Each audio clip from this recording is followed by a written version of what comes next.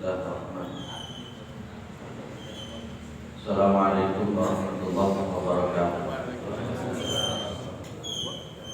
Alhamdulillah. Alhamdulillah alladzi arsala rasulahu bil huda wa dinil haqq liyudhhirahu 'ala dini kullih wa kafa billahi shahida. Asyhadu an la ilaha illallah wa asyhadu anna Muhammadan 'abduhu wa rasuluhu la nabiyya ba'dah.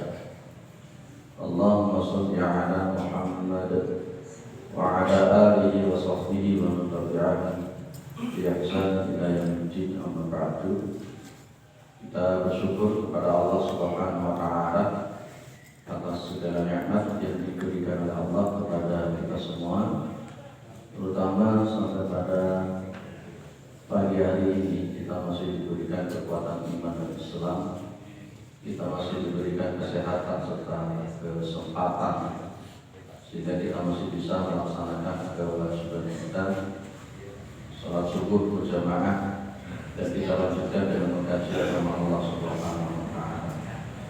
Mudah-mudahan kesempatan semacam ini senantiasa diberikan oleh Allah kepada kita semua sampai nanti kita menghadap kepada Allah yang tentunya dalam posisi husnul khatimah. Salawat salam tetap terlimpahkan kepada Rasulullah Muhammad SAW sebagai tatanan anbiya wa mursalin, penutup para nabi dan rasul yang tidak ada lagi sesudah Nabi Muhammad sallallahu alaihi wasallam.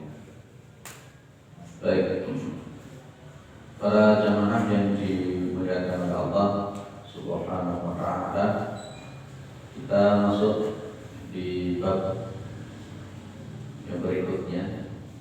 Pertemuan sebelumnya kita bahas tentang masalah nadar dan juga masalah penyembelihan sudah kita bahas.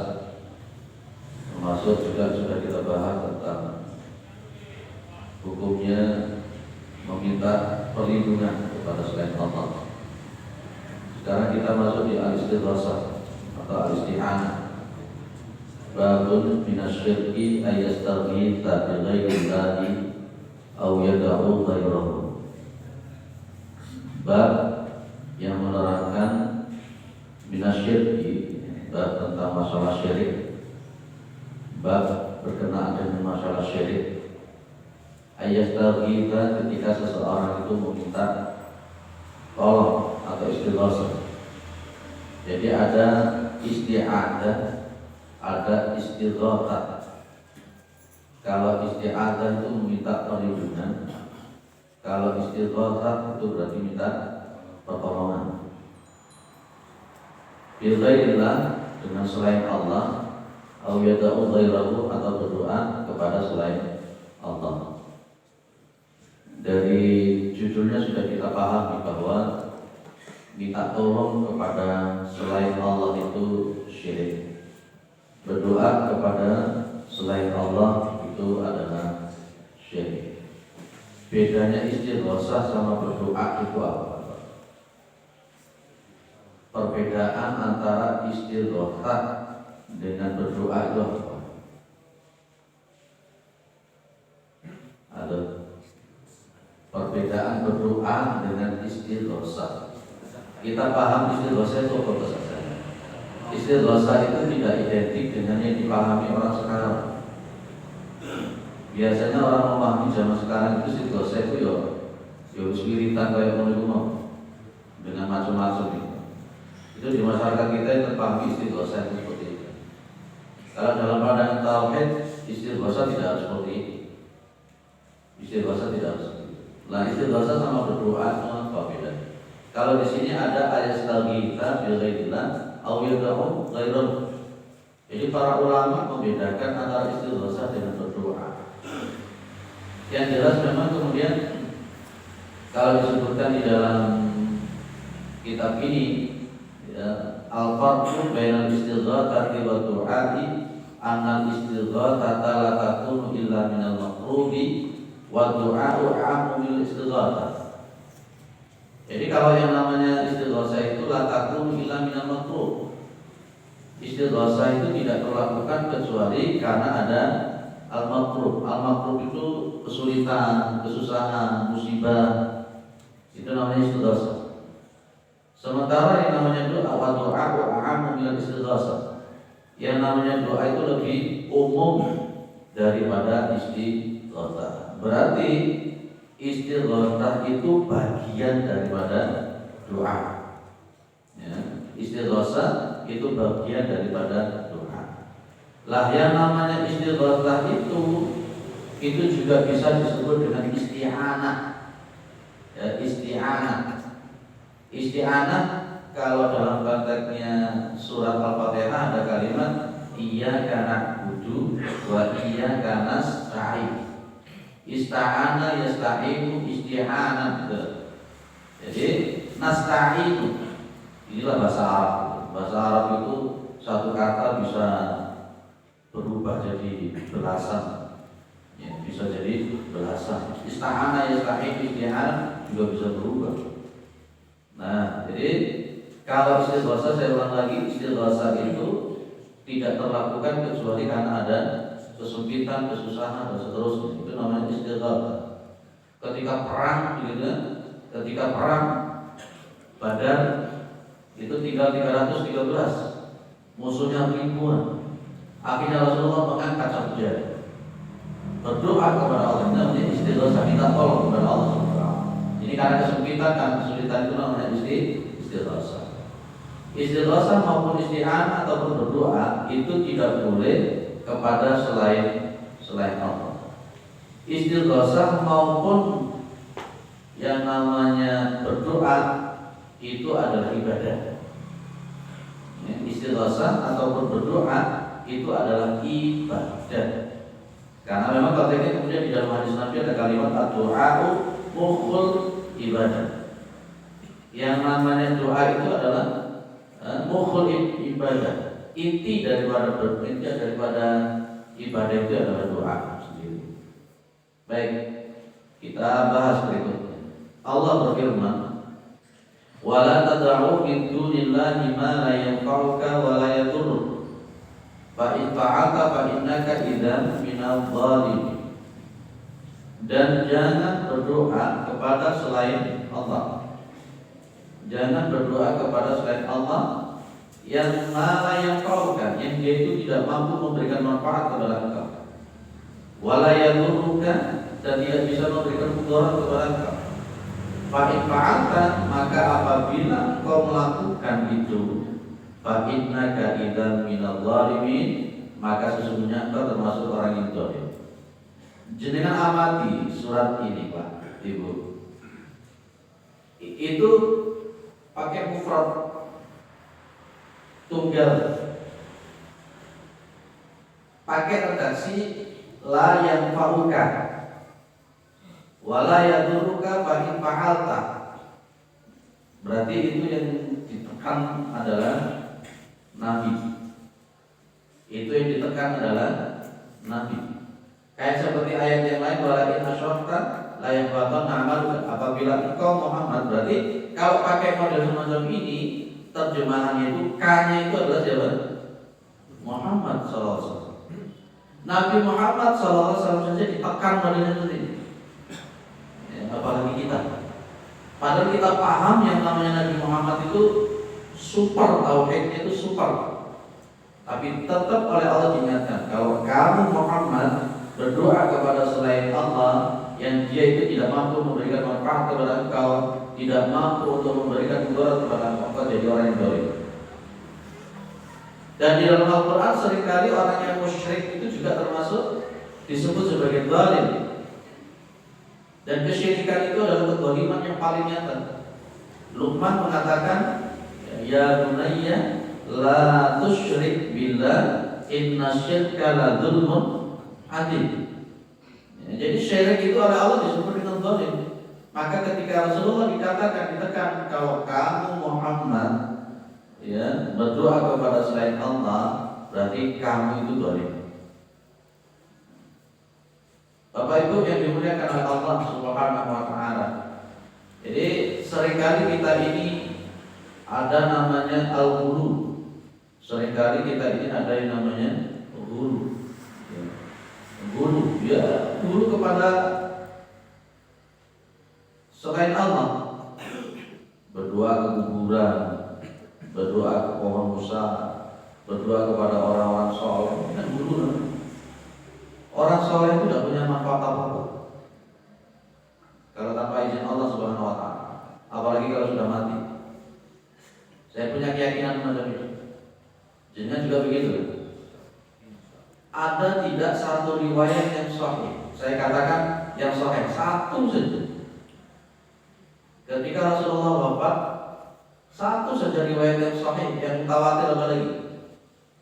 Sahabat yang datang ke kuburannya Nabi Muhammad SAW untuk berdoa di kuburannya Nabi, ada tidak? Saya pernah menanyakan itu.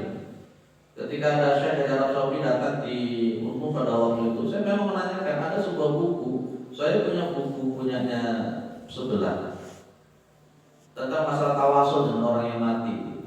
Di antara dalil yang dipakai adalah salah satu hadis dari kitab. Kitabnya itu namanya Amalul Yaum wal Lailah. Amalul Yaum wal Lailah. Saya nyari kitab ini di mana ini. Saya ingin tahu kitab ini. Dan kitab ini adalah kitab yang tidak standar di dalam dunia ulumul hadis. Dan di situ ada satu riwayat satu til. Ada seorang sahabat yang datang ke kuburannya Nabi, minta tolong kepada Nabi.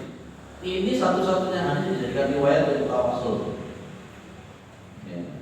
Dan jadi kalau kita mengatakan perilaku sahabat itu, kalau umpamanya memang itu iya terlakukan, tentu para sahabat akan berbondong-bondong ke makamnya Nabi Muhammad SAW. Tapi tidak ada satu pun hadis yang sahih satu pun juga tidak ada. Pas ketika istisqa, Umar bin Khattab tidak datang ke makamnya Nabi, tapi Umar bin Khattab datang ke pamannya Nabi, namanya Ibnu Abbas radhiyallahu anhu, yang pada waktu itu masih hidup. Biasanya kegiatan-kegiatan yang bersifat fiqhiyah macam ini kan pasti akan direkam oleh para sahabat, kan pasti akan direkam, dan nanti akan masuk ke tabi'in, masuk ke tabi'in, kan masih ada rekaman. Tapi ternyata tidak ada rekaman para sahabat itu datang melakukan istighatsah di kuburannya Nabi Muhammad SAW.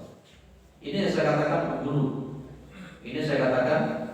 Loh, kalau untuk masalah ziarah kuburnya sah-sah saja, tidak masalah. Tapi ritual yang mengiringi ini loh yang jadi masalah. Tidak ada larangan kita untuk ziarah kubur, itu tidak ada larangan, sama sekali tidak ada larangan. Di samping itu untuk ikhtiar, fikih dalam posisi yang ikhtiar itu hati-hati. Selama memang Nabi tidak melakukan itu, selama sahabat tidak melakukan itu, kita tidak melakukan, beres kan sudah. Langsung kepada Allah SWT. Dulu pernah saya sampaikan tentang namanya tawasul ya. Tawasul kita itu adalah dengan mengamalkan amal yang saleh, mendekatkan diri kepada Allah SWT. Kalau bertawasul dengan orang, maka yang kita pilih yang standar itu adalah yang hidup. Orang yang masih hidup kita datang kepada orang itu, dan orang itu berdoakan kepada Allah Subhanahu wa taala. Baik. Para jemaah yang dimuliakan oleh Allah Subhanahu wa taala, di antara hal yang di dalam Al-Qur'an, mereka sempat ditanya, "Kenapa kok bisa begitu?" Mereka mengatakan, "Ma'budu illa liqarribuna ila Allahi zulfa." Itu namanya tawasul. Baik. Wa iyamsaska Allahu bidurrin fala kashifa lahu illa hu wa yuridka bi khairin fala radda li fadli yusibu bihi man yasha min ibadihi wa huwa al-ghafurur rahim. Ini kalimat wa iyamsaska Allahu bidurrin fala kashifa lahu. Dan kalau Allah Subhanahu wa taala itu memberikan yang namanya durrin, bahaya, musibah, kesulitan, maka fala kashifa lahu illa, maka tidak ada yang bisa untuk mengurai, membuka kesulitan tersebut, menghilangkan kesulitan tersebut kecuali Allah, bukan yang lain-lain. Nanti ada istilah isti'anatul tafwid dan ada namanya isti'anatul musyarakah. Masih ingat Pak? Isti'anatul tafwid sama isti'anatul musyarakah. Jangan minta tolong kepada dokter itu boleh tidak? Boleh dengan catatan kan gitu ya. Ini namanya isti'anah musyarakah. Allah mengizinkan kepada seorang dokter dengan ilmunya belajar dia tentang masalah penyakit, dan kemudian dengan ilmunya itu dia mengatasi penyakit itu. Tapi dokter itu tidak punya kemampuan untuk menyembuhkan.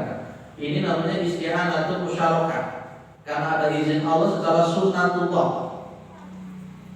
Kalau tadi malam di Ahmad Yani saya sebutkan namanya asbab.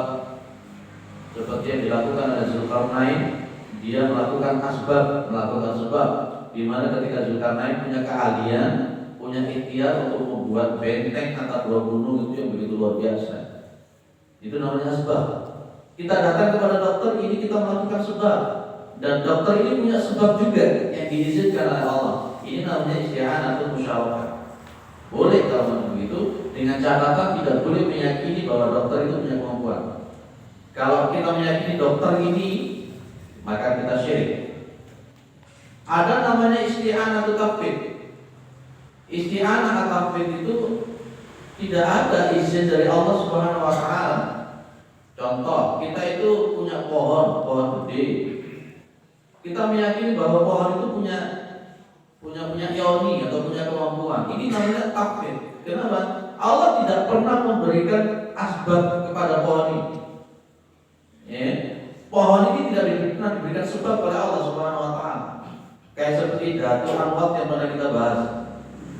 Datu Anwat, masih ingat ya Bapak Ibu? Datu Anwat, bagaimana orang-orang kafir, orang-orang musyrik selalu menggantungkan senjatanya di pohon Datu Anwat tadi dengan keyakinan dia bisa menang.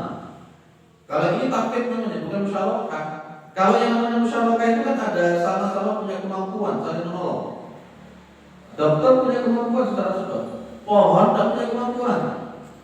Ada pohon punya kemampuan melindungi jenengan. Jimat itu namanya tafwid. Tafwid bukan musyarakah. Makanya Rasulullah mengatakan, "Man 'allaqa tamimatan faqad asyraka." Barang siapa yang menggantungkan jimat berarti dia syirik. Wa iyyurika bi khairin fala radda li fadlihi. Kalau Allah Subhanahu wa taala itu mengendaki kepada engkau hal yang baik, sesuatu yang baik, fala radda li fadlihi, maka tidak ada satupun yang bisa menolak keutamaan Allah Subhanahu wa taala yang diberikan. Ini tauhid.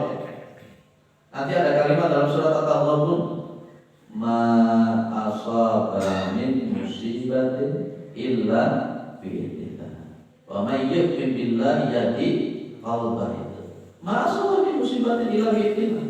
Tidak akan menimpa suatu musibah. Musibah itu tidak akan terjadi kalau Allah tidak mengizinkan. Semeru itu kalau Allah tidak mengizinkan ya tidak terjadi. Dan kita memandang Semeru itu jangan dengan melihat kacamata heran sebagai manusia, tapi lihatlah Semeru meletus itu dalam kacamata tauhid. Kita melihat Semeru meletus, erupsi itu dengan kacamata tauhid, jangan melihat dengan kacamata yang lain-lain. Itu Allah yang memberi. Itulah wa yang saskallahu bidurin fala kashifa lahu. Kalau sudah gunung itu meletus jejer, ya sudah, itu kehendaknya Allah. Yang kita pikirkan tauhidnya Allah berdetak macam ini. Masalah sebab, apakah sebabnya manusia yang musyrik, apakah manusia itu kembali kepada sunatullahnya Allah. Makanya nanti ada istilah ujian. Masih ingat pasti ingat. Ada istilah ujian, ada istilah peringatan, ada istilah azab. Oh, bedanya Pak. Jenengan ini sering azab atau sering ujian atau peringatan? Kita kadang-kadang sok-sokan, saya sedang diuji oleh Allah. Saya sedang diuji oleh Allah. Apa bedanya ujian azab sama musibah? Apa balik? Ujian itu untuk menjadikan kita lebih dekat dengan mata Allah. Kalau kita memiliki sakit, sedangkan azab itu dari bulan kita, karena Allah tidak pernah mengajak kita saya dari hasil obat kita yang keluar dari syariat. Ada orang itu, dia itu taat betul, bertauhid betul, maca Quran ya saged, jamaah ya saged, taklim ya saged, itu orang yang bisa jadi. Lah kok dilarang itu musibah? Itu namanya ujian.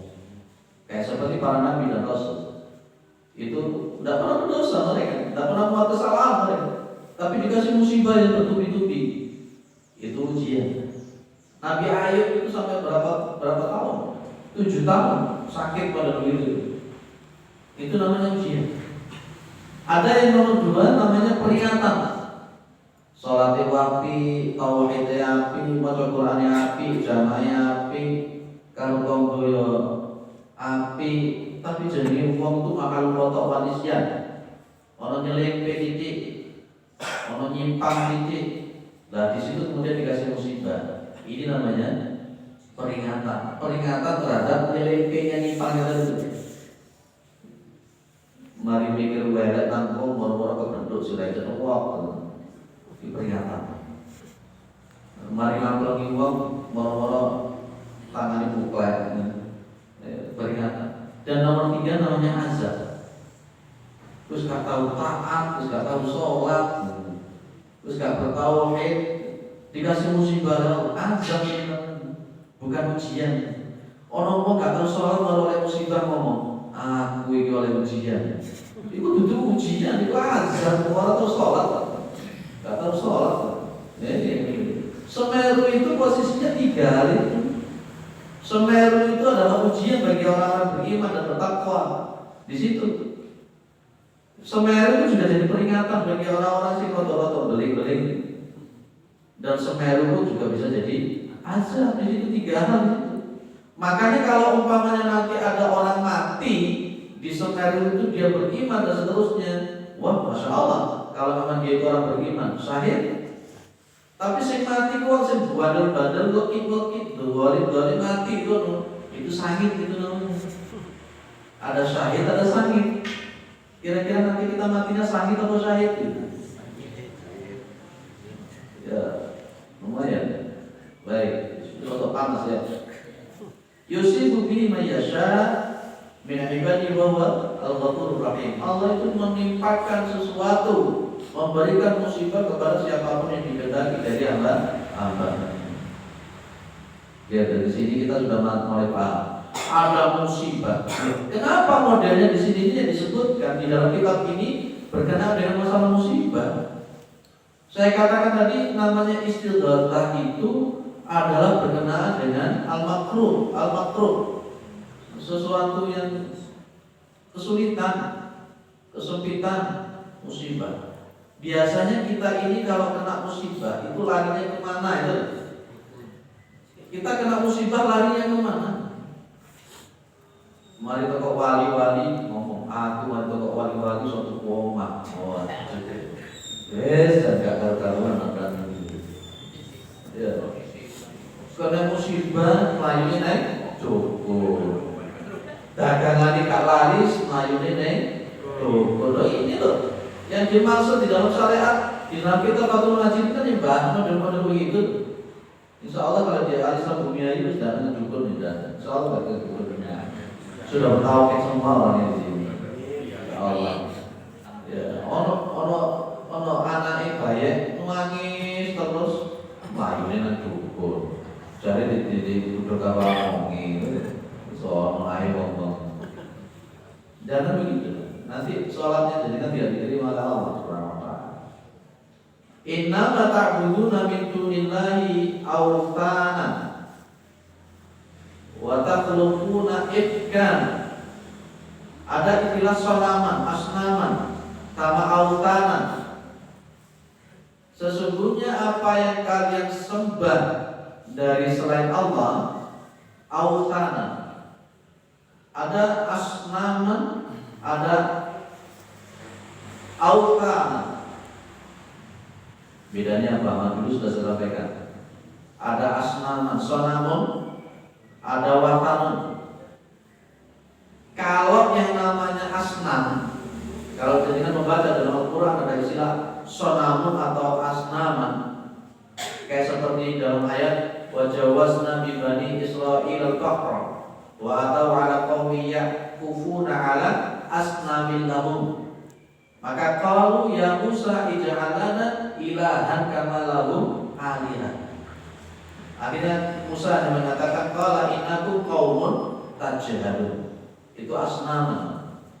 Kalau sesuatu itu dipahat, dibentuk, diukir, itu namanya asnam. Sonam. Asnam itu jamak dari sonam. Tapi kalau sesuatu itu tidak dipahat, maka namanya wathanun atau autanan jamaknya.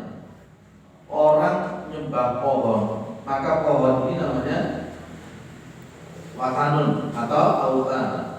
Orang memputuskan batu besar, kuburan, itu namanya autanan atau watanan. Ya, nah ini pada zaman Nabi Muhammad ada hal-hal yang dikultuskan selain daripada patung, selain daripada patung. Sebelumnya sudah kita bahas kan ada apa itu? Manat, Hubal, Uzza. Kan dulu sudah kita bahas Uzza itu siapa, Manat itu siapa, Hubal itu siapa kan?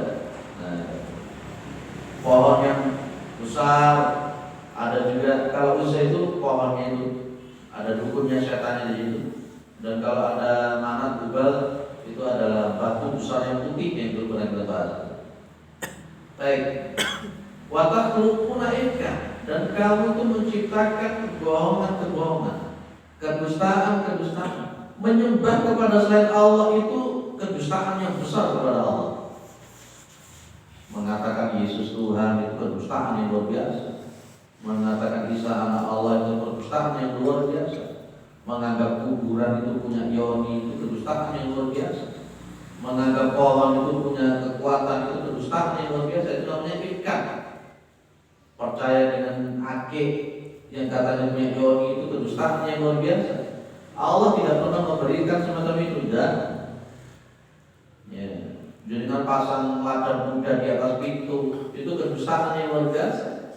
Memasang jalur pring petok apa meneh, masih percaya pring petok dibeli berapa miliar? Pring petok kayak model itu dituku sampai ratusan juta. Ini geblek iya. Pring model itu dituku pirang ratus juta. Dan itu kerupuk apa enak tadi? Dan itu pring model itu. Jadinya pring petok itu lagi dipasang yang diberi lawang ini. Ya Allah, saya percaya model nggak pakai. Kita beragama itu kadang-kadang perlu logika, kadang-kadang perlu logika. Saya percaya model itu. Dia tukang ini mas, saya sama tuh ya, ini sama sesuki. Tak jawab, dia mau beritahu ini. Kesampean kok gak suki-suki. Daripada sama donan kok mendilam kayak gini, saya gak suki lah. Iya benar ya.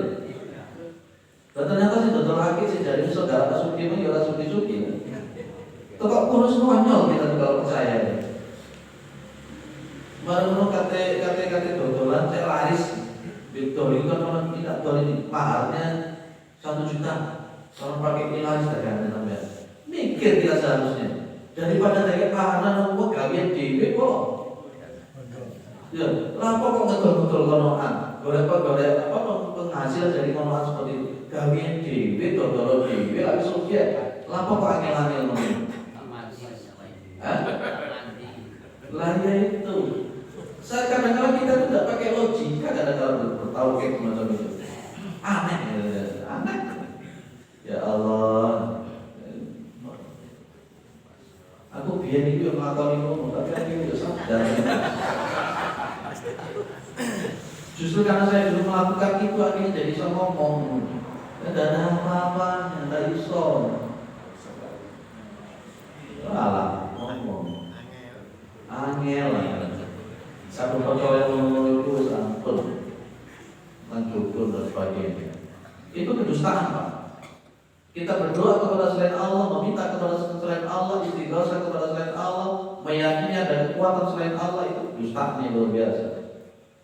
Bacalah kita seringkali mengingat hasbiyallahu ni'mal wakil, ni'mal maula wa ni'man nasir.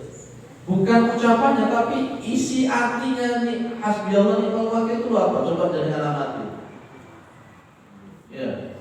atau kita membaca la haula wala quwata illa billah. Jadi kan amati isinya, maksudnya apa?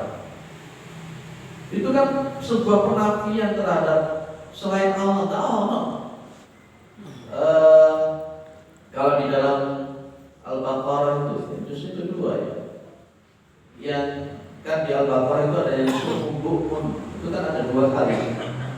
Sumbuh, kalau yang di Al-Baqarah di juz pertama pakai sumbuh, pakai layar syiar. Iya kan? Untuk sumbuh yang kedua pakai layar ini. Ya, itu kan berkenaan dengan masalah hal-hal yang disembah selain Allah.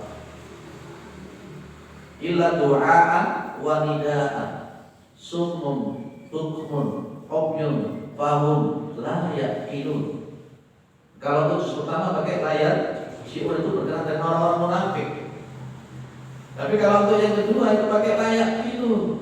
Jadi orang-orang yang disembah, sesuatu yang disembah selain Allah itu seperti doaan wanita, illa doaan wanita, dicolok, dibengok, itu apa orang pun patung-patung sama bengok, itu bersama bengok, sama apa ada. Itu yang dimaksud dengan selain Allah itu dianggap oleh Allah dengan sumbuh menobjol fahulah yakin. Nah, kita kalau tidak pakai logika macam itu juga. Makanya ada seorang sahabat Rasulullah SAW itu pas ketika melihat patungnya itu dikencingi sama anjing. Dia mikir akhirnya, lah ya saya itu minta kepada patung itu, saya berlindung kepada patung itu. Lah kok sekarang dia dikencingi sama anjing, dia tidak bisa melawan apa-apa. Akhirnya tobat sahabat masuk Islam. Lah sekarang jangan mengamati di atas pintu dikasih ladang kuda. Kalau kita secara logis pikir, tidak patut. Didukuri lawan dikai janur, dukuri lawan dikai ketupat, tidak patut belas.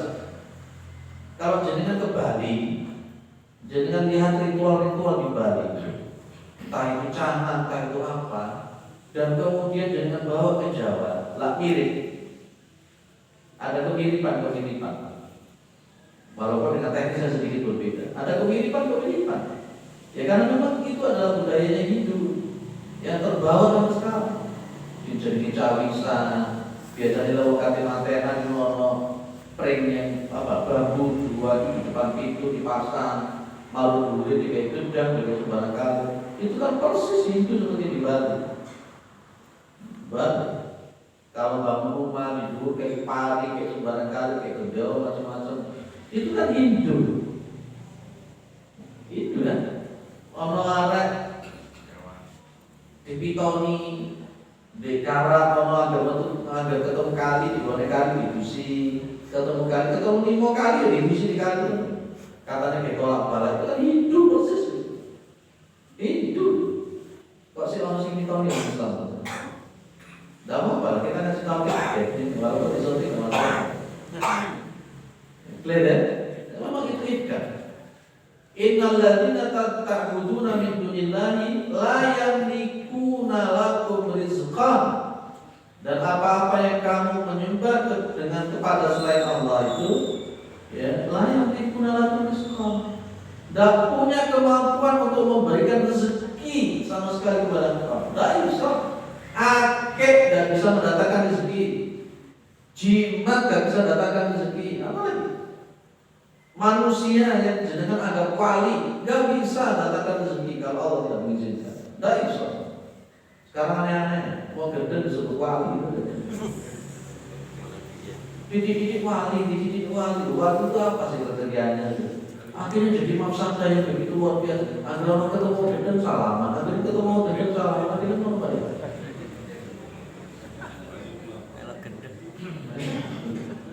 Masya Allah. Ini ngaji ini kalau pakai provokasi tidak ya? Itu radikal ya ngaji itu. Radikal. Si ngantuk cara ngantuk. Saya habis subuh baru saya khawatir kok mulai itu karena ngantuk sinar itu akhirnya kok diterima oleh bidor. Ini pernah kejadian di umum Pak. Saya juga dulu kan ngajar di P2K di umum. Lagi-lagi salah ustaz itu menerangkan tentang fikihnya anjing najis atau enggak? Najis atau enggak? Kan antara madzhab Syafi'i, madzhab Hambali, madzhab Hanafi, madzhab Maliki, kalau masalah anjing itu kan seperti itu. Lah kok dilarang lalu ustaznya dilaporkan katanya ustaznya mengajarkan kalau anjing itu tidak najis. Ditelusur, ditelisir, jadi ngarepe dua kakak seminggu full tidurnya kan sedikit. Jadi mulai jam 2 dibangunkan tahajud sampai nanti jam 10 baru tidur lagi. Ya otomatis lah.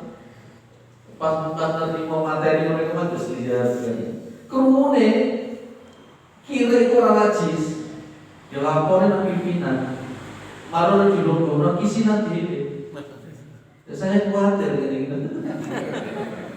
Aku ngomong-ngomong ini sampai bersemangat ini. Khawatir baru nonton sebar Pak Junani ngomong ini. Astagfirullahaladzim.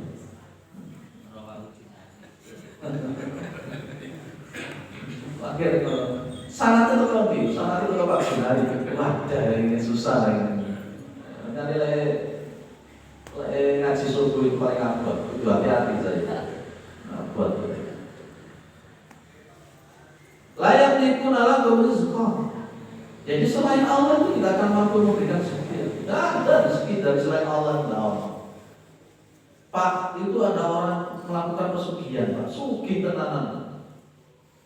Percayalah itu adalah sesuatu ikat, pendustaan dari jin-jin setan-setan yang memberikan kekayaan semacam itu. Sulapan. Kalau memang dia kaya benar, ada sesuatu nanti. Percayalah. Ya, pelet juga begini. Benernya nih, sing wedok mau memeti nasi mana? Aku biar tahu belajar pelet ya. Tapi percayalah, pelet kemudian cintanya dia itu kepada jenengan tidak ada apa-apanya. Nanti begitu saja habis. Jadi tidak usah semacam itu. Pokoknya yang selain Allah, no way. Selain Allah, no way. Baik, maka fabatahu indallahi arzqa wa'budu. Cari rezeki itu dari Allah langsung dan beribadah kepada Allah dan bersyukurlah kepada Allah. Ilaihi turja'un, dan kalian dikembalikan kepada Allah Subhanahu wa taala. Oke ya?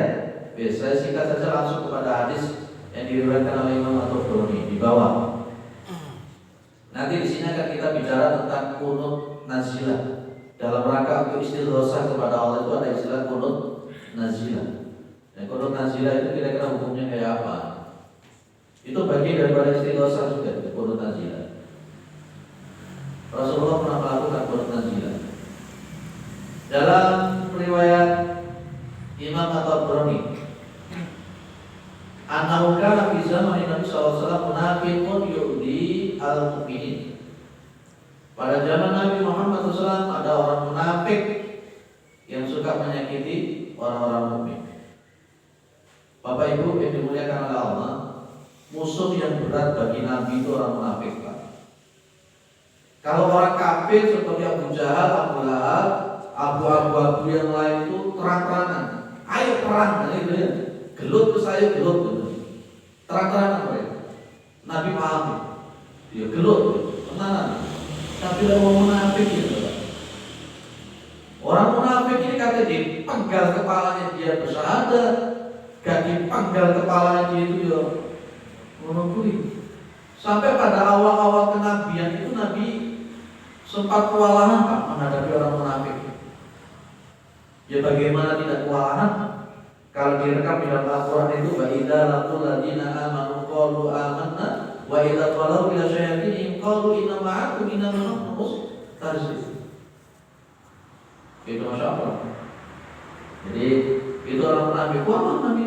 Akhirnya kemudian oleh Allah Subhanahu wa taala diturunkan ayat-ayat yang berkenaan orang munafik, termasuk satu surat khusus yang membicarakan tentang orang-orang munafik. Sampai di situ disebutkan wa iyyaqulu tu'jibuka ajsamuhum, gitu kan? Tubuh mereka musuh. Ya, luar biasa. Jadi munafik. Ada orang-orang munafik itu menyakiti orang-orang mukmin. Zaman sekarang ini Pak, kita ketemu non muslim, Yahudi, Nasara enak, dia kafir. Tapi kalau ketemu si munafik ya, susah kita ini Pak. Di ilok ibu yang bersahadat, yang gawe peci, yang gawe sarung, yang gawe gamis, tapi ternyata dinyerang dari belakang, susah. Wa iya kultas mati kauli karena khusyubu musannada yahsabuna kulla shay'atin alaihi humul adu muqaddarun. Sekali itu kan Nabi Muhammad itu.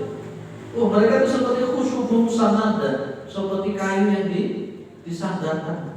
Dia awalnya bagus, tapi ternyata hatinya koyo gedondong. Hatinya keluar-keluar, gedondong. Bahaya. Lah, faqala ba'du qumu bina nastaghitu bi Rasulillah min hadzal munafiq. Maka sebagian dari para sahabat ini berkata-kata kepada para sahabat yang lain, qumu bina, ayo kita berdiri sama-sama, kita berdiri, kita datang kepada Rasulullah SAW, kita minta pertolongan kepada Rasulullah SAW. Jadi memang riwayat-riwayat model begini cukup banyak. Pas ketika Rasulullah Muhammad SAW itu sedang tidur-tiduran di bawah Ka'bah, tiba-tiba para sahabat datang mengadu, ya Rasulullah akan surana, apakah jenengan itu tidak menolong kami berdoa istighosa kepada Allah untuk supaya kami ditolong oleh Allah? Atad'ulana, apakah jenengan tidak berdoa untuk kami? Karena merasakan beban berat itu dikuyok-kuyok, diintimidasi, dikriminalisasi. Nabi tidak berdoa, Nabi tidak istighosa, tapi Nabi malah justru bercerita bahwa ada umat sebelum kita itu yang mengalami siksaan luar biasa.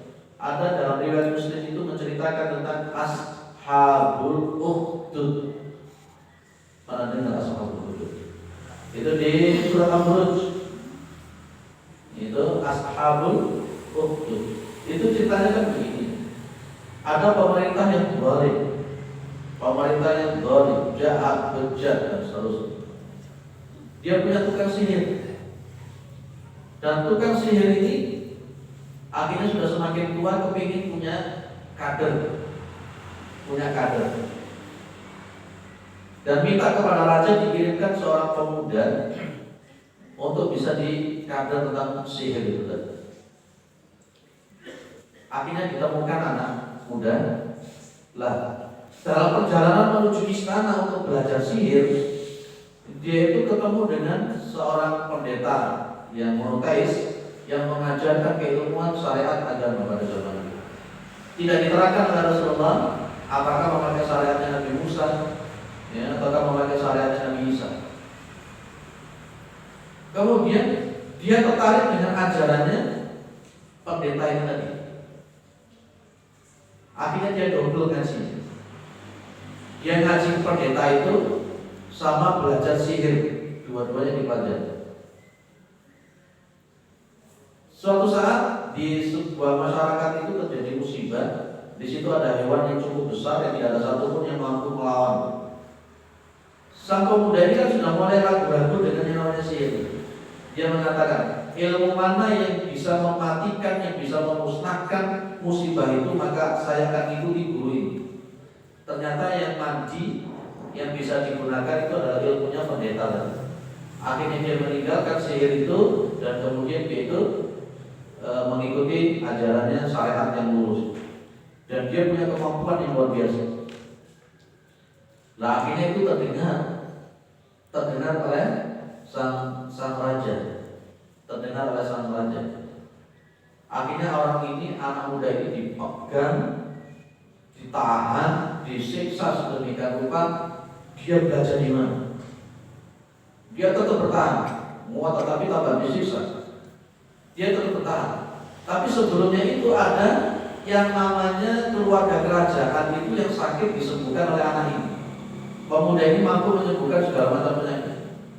Dan keluarga kerajaan ini akhirnya beriman dengan satu Tuhan.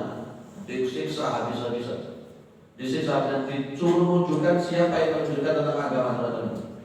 Pemuda itu ternyata, pemuda dibawa, disiksa habis-habisan, disuruh mengatakan siapa sebenarnya yang mengajarkan. Lah, keluarga kerajaan tadi itu dibunuh dengan cara digergaji kepalanya sampai mati. Akhirnya ketemu dia ngaku namanya rahib tadi. Rahib pun juga dibawa disiksa, bisa-bisa dipaksa untuk keluar daripada Islam. Bisa beli. Akhirnya pendeta ini tidak mau digergaji juga kepalanya. Lah itu yang diceritakan oleh Rasulullah SAW kepada sahabat yang minta tolong istighosa kepada Nabi tadi, bahwa ada pada zaman sebelum kalian itu orang-orang yang disiksa di dalam rangka untuk mempertahankan tauhid. Kepalanya digergaji, jadi dimasukkan ke dalam tanah, kemudian ditinggalkan kepalanya saja terus digergaji pelan-pelan. Yo rasanya. Dalam rangka untuk mempertahankan akidahnya. Kalau gergaji pakai gergaji mesin cepat saya belah. Gergaji kalau gergaji manual krek. Bisa membayangkan. Dalam rangka untuk mempertahankan akidah sampai sedemikian rupa. Jadi kan sudah merasakan apa kira-kira dalam rangka untuk mempertahankan akidah. Akhirnya kemudian ini yang namanya pemuda ini kan memang sakti dalam bahasa kita. Dijatuhkan dari gunung, sebelum dia dijatuhkan itu dia berdoa kepada Allah, ya Allah, jangan beri ketentuan kepada orang-orang yang kamu bunuh saya menjatuhkan dari gunung. Gunung itu bergetar, orang-orang itu jatuh di gunung, dia hidup, datang kepada raja.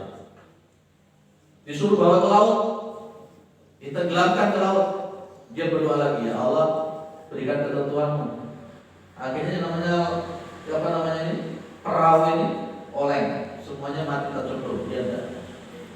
Dan akhirnya kemudian dia hanya ngomong sama raja, kalau kamu mau membunuh saya gampang, saya disalib saja. Ini cerita riwayat Muslim ya. Kamu nyalib saya, dan ketika kamu mau memanah yang dipanah itu dipeliti saya sini, sambil berdoa sambil mengatakan Bismillahirrahmanirrahim hadzal ghulam, dengan nama Allah Tuhannya pemuda ini.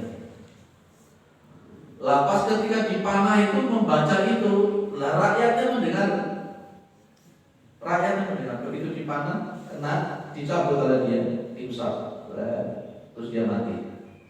Lah rakyatnya yang mendengar itu langsung masuk Islam semua. Ternyata Tuhannya orang ini benar masuk Islam. Nah disitulah kemudian ada namanya Ashabul Ukhdud, dibuatkan parit yang panjang, yang di situ itu diberikan namanya kayu bakar, dimasukkan satu persatu, dipaksa. Yang tidak mau kembali kepada agama sebelumnya dibakar itu. Terus segitunya loh. Ini para sahabat mengadu kepada Rasulullah SAW. Ini sedang disakiti oleh orang munafik, lagi diintimidasi, dikriminalisasi, datang kepada Rasulullah supaya Rasulullah berdoa kepada Allah SWT. Tapi Nabi itu malah justru bercerita tentang orang-orang sebelum. Dan Nabi kemudian mengatakan bahwa Nabi SAW, innahu la yustaghatu bi wa inna ma yustaghatu bika. Saya tidak bisa digunakan untuk istighosa. Tidak bisa kalian itu istighosa dengan saya dan Islam. Yang bisa digunakan istighosa itu adalah Allah Subhanahu wa taala.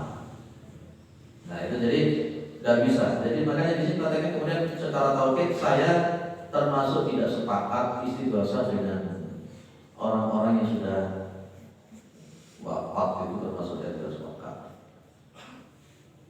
Isi dua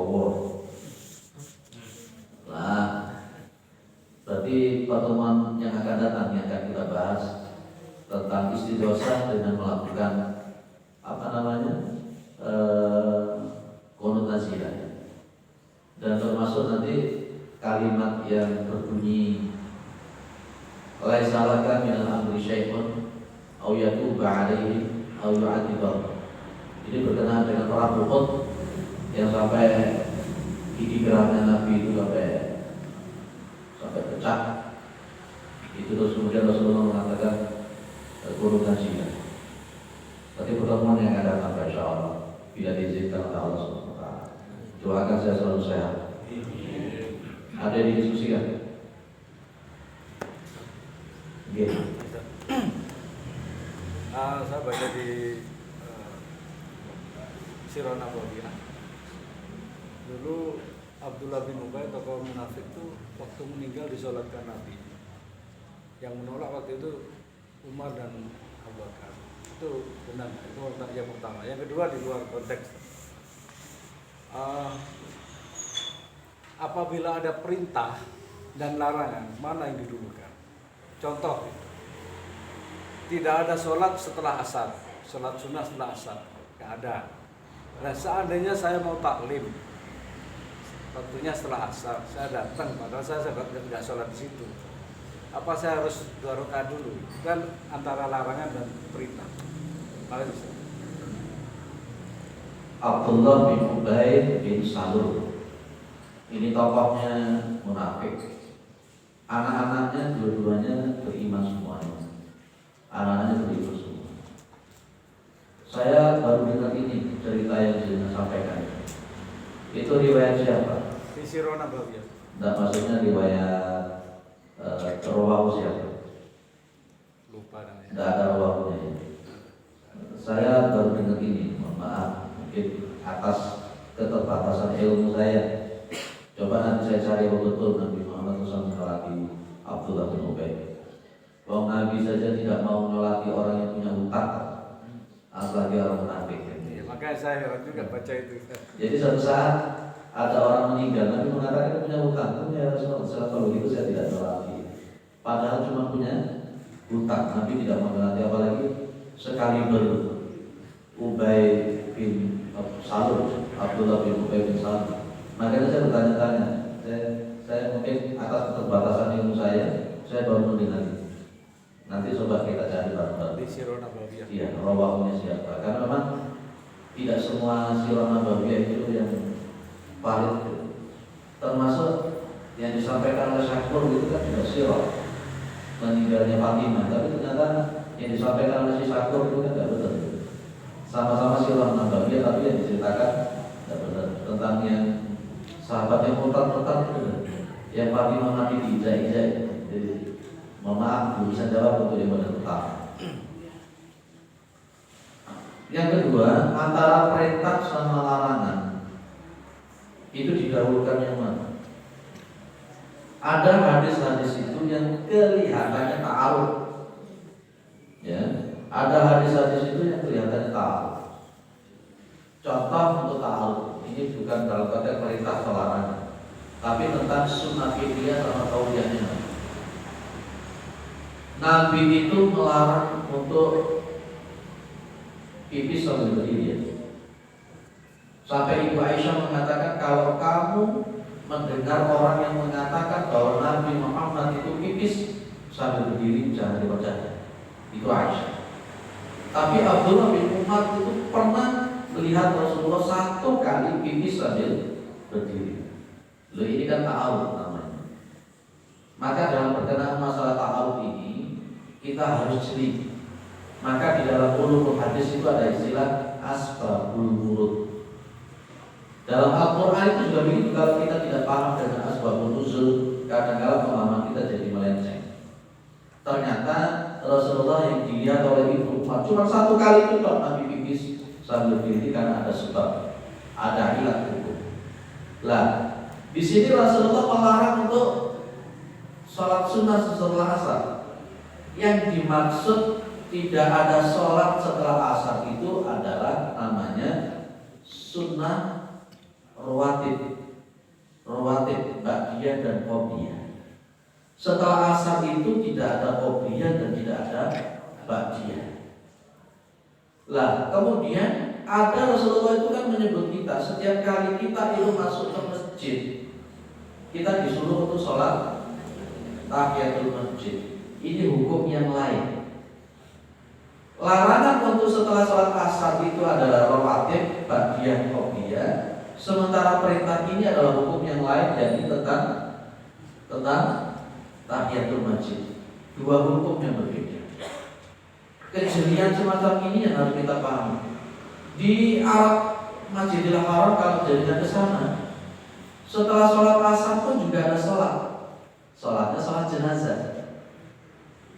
Namanya sholat jenazah. Jadi pada kesana sholat jenazah bareng-bareng. Kalau itu dibawa kepada larangan Nabi, tentu para kibarul Dan itu kan setelah sholat asar, setelah salam kan? Setelah salam berhenti sebentar, pilih sebentar, berdiri lagi bersolat. Kalau dibawa pada konteks larangan tadi, tentu tidak akan ada sholat jenazah. Maka larangan sholat setelah sholat asar itu hukum yang berbeda berkenaan dengan rawatib, bagian kopian. Sementara perintah untuk sholat tahiyatul masjid itu hukum berbeda. Jadi makanya kemudian para ulama menyebut kalau sholat setelah asar itu ada sebab, dan itu memang diperintah. Contoh, kita ada pengajian taklim habis asar, kita masuk datang, kan itu ada perintah Nabi Muhammad untuk kalau setiap masuk ke masjid itu adalah tahiyatul masjid. Secara hukum asal tahiyatul masjid kita lakukan, tapi saya lebih cenderung langsung duduk saja masjid taklim. Itu kewajiban bagi kita langsung duduk. Beda dengan sholat Jumat. Nah, jadi itu ada hukum yang berbeda. Maka disinilah kemudian kaidah yang digunakan oleh para ulama, al-jam'u bainal adillati ma amkana fa huwa wajib. Menggabungkan, menjampu, mengkompromikan dari dalil yang sekiranya dianggap ta'arud, maka itu hukumnya wajib. Maka di sini kita butuh namanya asbabul wurud. Ini kita butuh yang namanya ilatul hukmi. Itu kaidahnya adalah al-hukmu yadullu ma'ilatihi wujudan wa adam. Gitu Pak. Jadi kalau semacam ini beda dengan posisi kalau hukumnya sama. Beda dengan hukumnya sama. Dalam satu hukum kok ada perintah sekaligus ada larangan. Itu juga tidak memungkinkan. Maka perlu diteliti lagi namanya ilat. Jadi itu kalau dalam ulumul hadis itu ada ilmu yang belajar khusus tentang masalah ilat. Ini paling susah. Belajar tentang ilat hadis itu memang paling susah. Ilatnya kenapa kok ini sahih tapi kok dianggap dhaif, ini kenapa ilatnya apa kira-kira. Itu jadi itu yang paling susah untuk belajar hadis. Bagi orang-orang yang tidak belajar hadis secara komprehensif, akhirnya gampang menolak hadis, gampang ingkar sunnah. Itu ya, itu jawaban saya itu Pak. Untuk jawaban pertama, mohon maaf belum bisa jawab. Saya cari referensinya bahwa betul Nabi Muhammad itu nyolat di Ubay. Insyaallah mudah-mudahan ketemu. Sanadnya pun juga kita harus lihat, kita teliti. Kalau memang ada riwayat Rasulullah menyolati Abdullah bin Ubay, sanadnya kayak apa? Harus kita teliti. Dan nanti ada istilah syak. Ada syak. Pernah dengar syak ya? Hadis yang syak kelihatannya sahih tapi dia itu syak. Syak itu cacat. Kelihatannya sahih tapi sebenarnya dia syak, bertentangan dengan yang lebih sahih yang lain. Sebagai jawaban terakhir, kalau kita melihat satu hadis itu menempati 4 hal. Dulu pernah saya sampaikan ini, kadang-kala sanadnya sahih tapi matannya dhaif. Kadang-kala sanadnya dhaif tapi matannya sahih. Kadang-kala sanad sama matan sama-sama sahih, dan kemudian yang keempat sanad dan matan sama-sama dhaif. Nah, ini perlu kita teliti. Memang kalau berkenaan dengan masalah seperti itu memang saat semester gak mati. Untuk saat semester gak mati. Nah, baik, ada yang lain? Cukup? Kayak Ibnu Luwi. Kayak Ibnu Luwi. Selamat. Yes. Baik. Mudah-mudahan bermanfaat.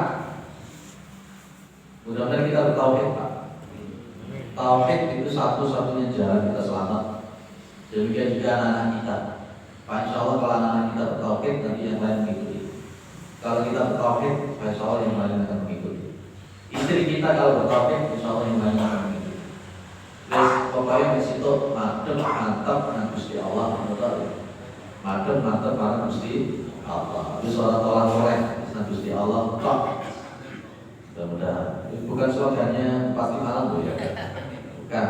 Madem mantap dengan Gusti Allah. Wis aja dumeh lan sing ati. Ngono ini. Kok masih sempat malih. Subhanallah wa bihamdika asyhadu an la ilaha